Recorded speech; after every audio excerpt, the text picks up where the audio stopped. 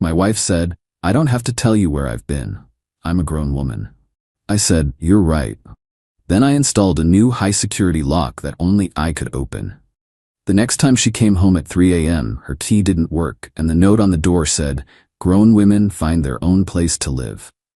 I, 34 male, been married to Rachel for 7 years, together for 9. No kids yet, kept putting it off because of career stuff. Both of us work decent jobs. I'm in logistics management, she's in pharmaceutical sales. Things started getting weird about 4 months ago. Rachel's schedule became erratic. Late meetings that went till midnight, weekend conferences that popped up last minute, work dinners that somehow lasted until 2 a.m. At first I didn't think much of it. Pharma sales can be demanding. The schmoozing, the client entertainment, the networking events. I get it. But then it became a pattern. Hey babe, where were you last night? Tried calling around 11. Work thing ran late. Oh yeah? Which client? Why does it matter? Just curious, you've been having a lot of late nights. She put down her coffee mug. Hard. Are you tracking my movements now?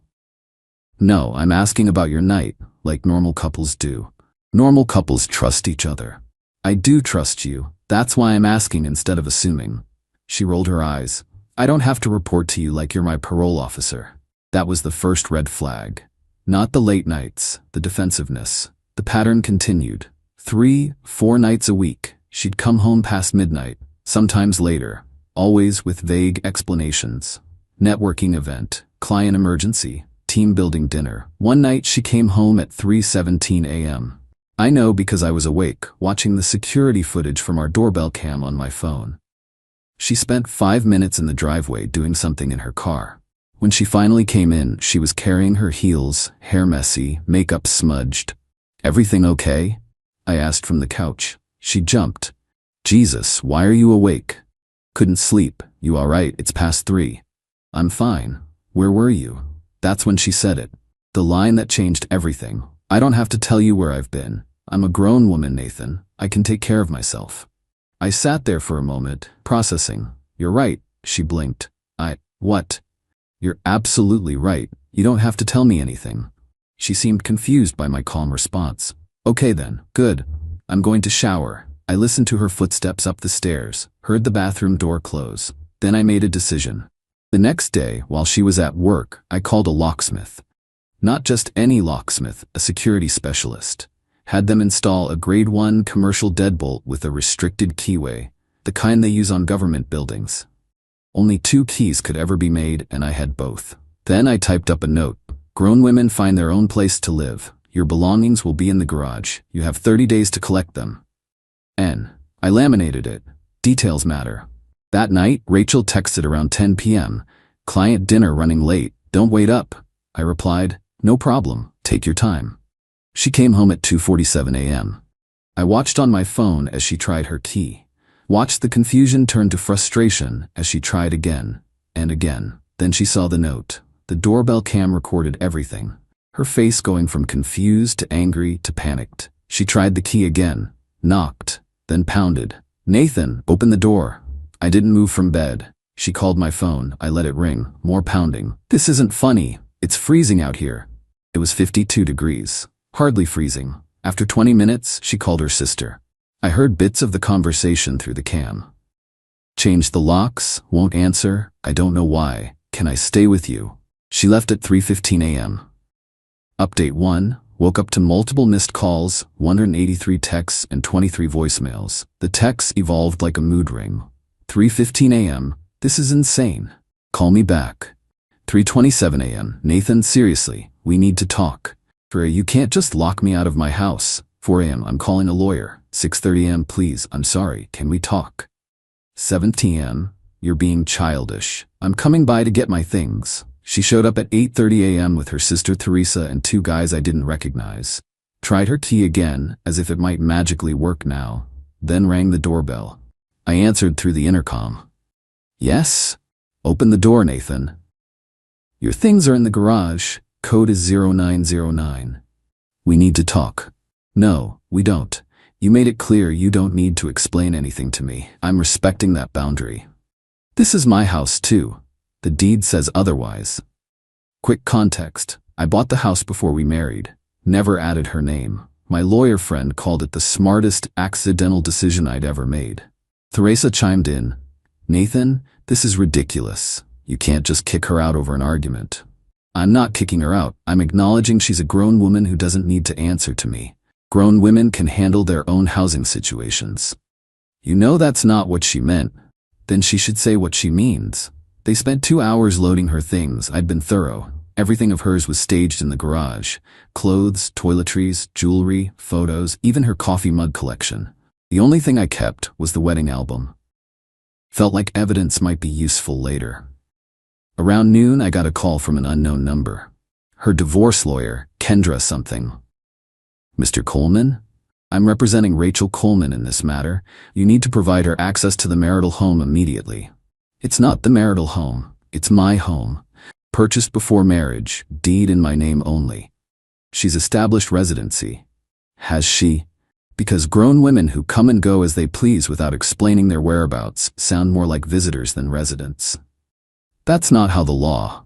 Feel free to file whatever motions you need to file. I'll be retaining counsel as well. "Mr. Coleman, this is escalating unnecessarily. Rachel just wants to come home. Grown women find their own homes. Have a good day." Update 2. Rachel escalated quickly. Within days, I was served with divorce papers, fine by me. Also got a motion for exclusive use of the marital home. My lawyer, Gregory, literally laughed when he read it. "She has no claim. You bought it before marriage, never commingled funds, paid the mortgage from your separate account. This is going nowhere." But here's where it gets interesting. Remember those late nights, the vague explanations? I hired a PI.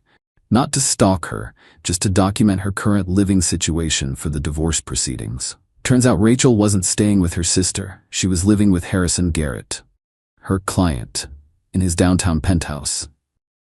The PI got photos of them entering together, her stuff being moved in, morning coffee on his balcony. Very cozy for a client relationship.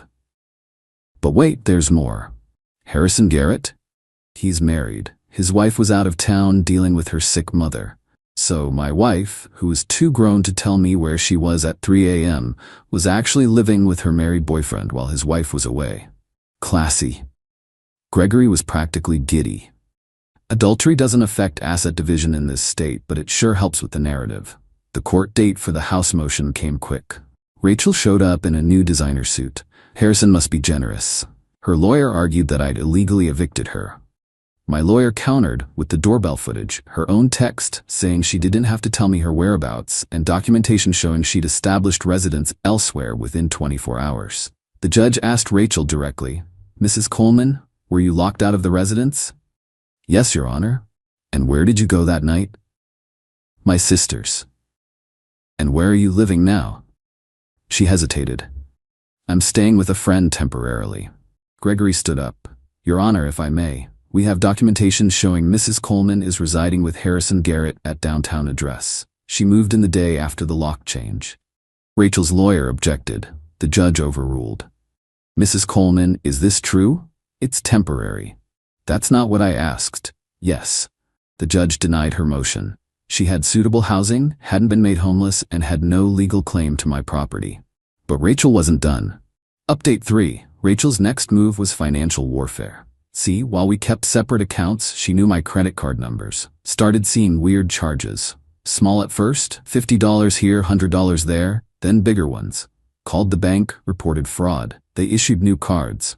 But she'd also signed up for several services using my email variations. Streaming services, meal deliveries, even a wine club. All billing to my cards. Each one took hours to cancel. Death by 1,000 paper cuts. Then came the real play. She showed up at my work. I was in a meeting when reception called. "Your wife is here. Says it's an emergency." I knew it wasn't, but refusing would look bad. "Send her to my office. I'll be there in 5. She was sitting in my chair when I walked in. Power move. "Rachel, we need to talk." "We're talking. I mean really talk, not through lawyers." "Why?" "Because this is insane. You changed the locks because I came home late?" "I changed the locks because you told me you don't have to explain your whereabouts to me." I agreed. "But that level of independence isn't compatible with living in my house. Our house. My house, which you know." She leaned forward. What do you want, Nathan? An apology? Fine, I'm sorry. I should have communicated better. Where were you that night? Does it matter? To you? Apparently not. To me? Yes. I was with friends. Which friends? She sighed. Harrison had a work event. I was networking. Until 3 a.m.? It was important for my career. Was his wife there? Her face changed. What? At this important career event, was Mrs. Garrett there? How did you? Grown women's business becomes public record in divorce proceedings. She stood up. You hired someone to follow me? I hired someone to document your living situation. The rest was just bonus information. You bastard. Grown man, we don't have to explain ourselves, remember? Security ended up escorting her out when she wouldn't leave voluntarily. Added another document to the divorce file. Final update. The universe has a sense of humor. Remember Harrison's wife? She came back from her mother's, found Rachel's things in her closet, her Pilates mat in the home gym, her birth control in the bathroom cabinet. Mrs. Garrett is also a grown woman, but unlike Rachel, she's one with excellent lawyers and a prenup that has an infidelity clause.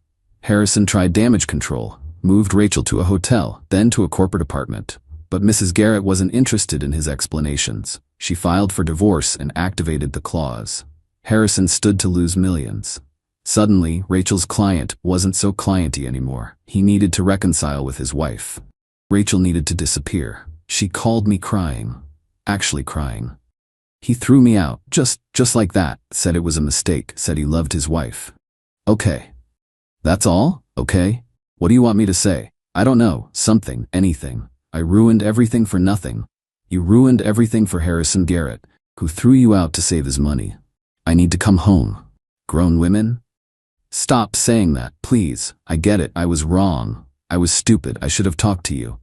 Where were you going all those nights? Silence.